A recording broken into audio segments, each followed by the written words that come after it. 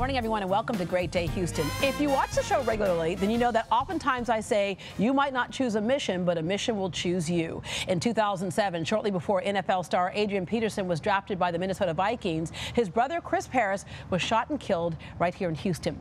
It's a case that remains unsolved, and it's an incident that young people see all too often.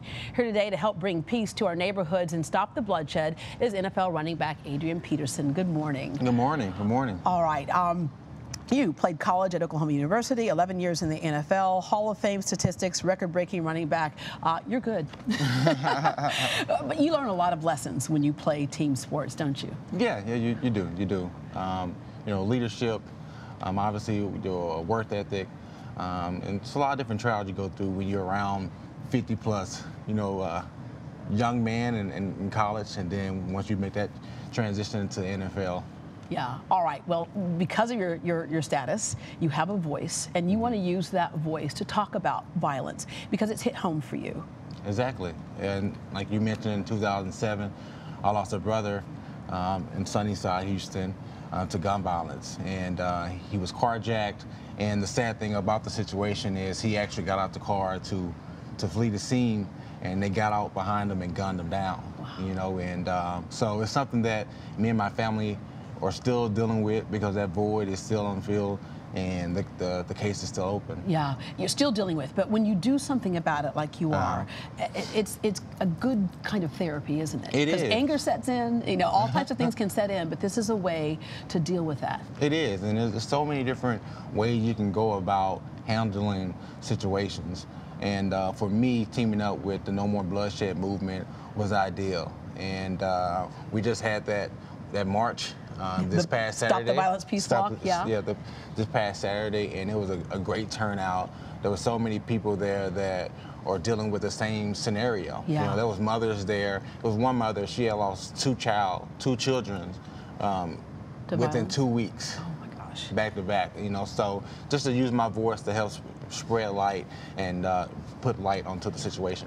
At that peace walk, you also had law enforcement. We certainly know that there's an issue today where some folks are at odds with our officers. One thing they're doing here in Houston is making a bigger effort of putting police officers back into the communities because we're all one neighborhood, right? Yeah. All right.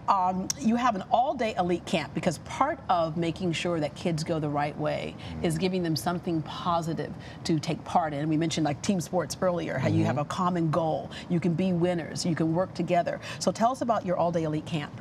Yes, my all-day elite camp will start June 9th, and that's for the youth grades 1 through 8.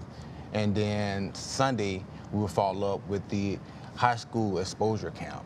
But for me, it's more so to give these kids opportunity not only to come out and compete and learn some of the fundamentals of the game, but also teach some life lessons as well. Yeah. And for me, I remember when I had the opportunity to go through some of these camps, NFL camps, and how it kind of left a stain on me and helped me kind of switch my direction and things that. You say switch direction. What direction were you going in before? I really wasn't going into the right direction, and you never know what these young kids are going through. Right. For me, my dad had just got incarcerated going into my 7th grade year, so I kind of had started going down the wrong path. Yeah. And I remember when I had the opportunity to go to this camp, it was things that some of these NFL players said that made things shift in my mind. Yeah. So that's what I want to be able to do, to be able to have that voice, to be able to let these youngsters know that, hey, I've been through some of the same things that you guys go through, and it doesn't matter what you go through.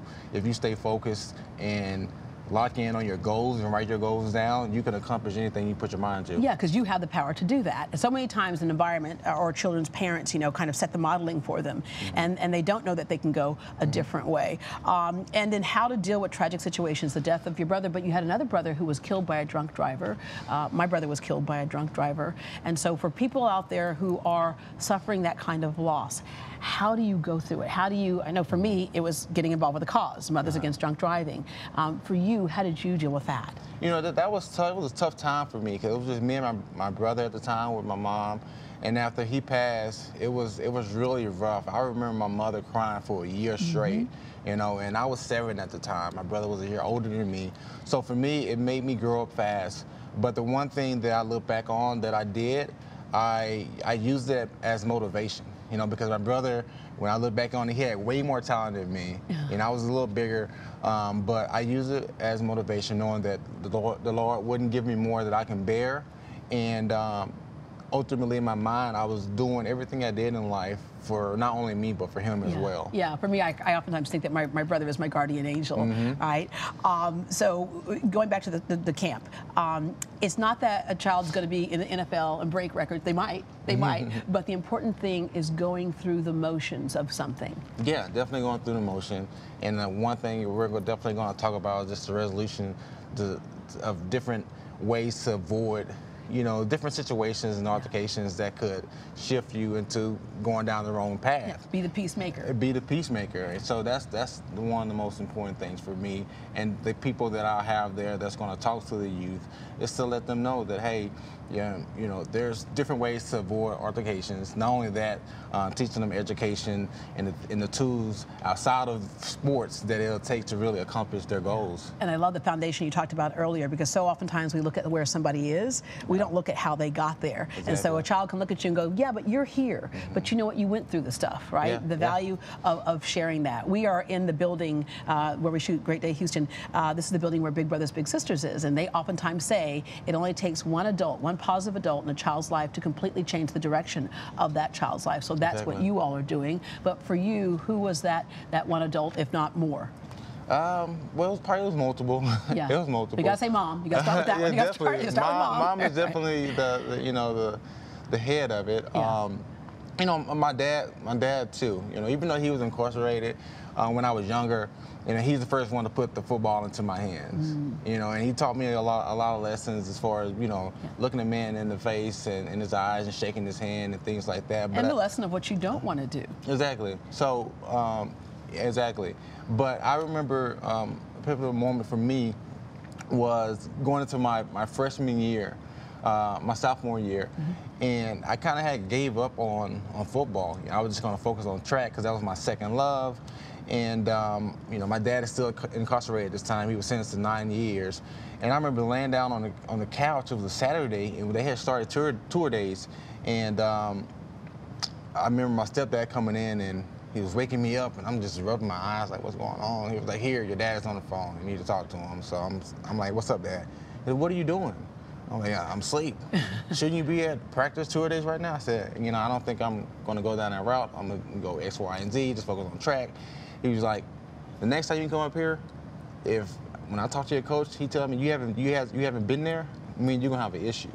So I remember getting up, going in. There was a lot of things I had to do to get back involved with football, you know, run extra gashers and things like that.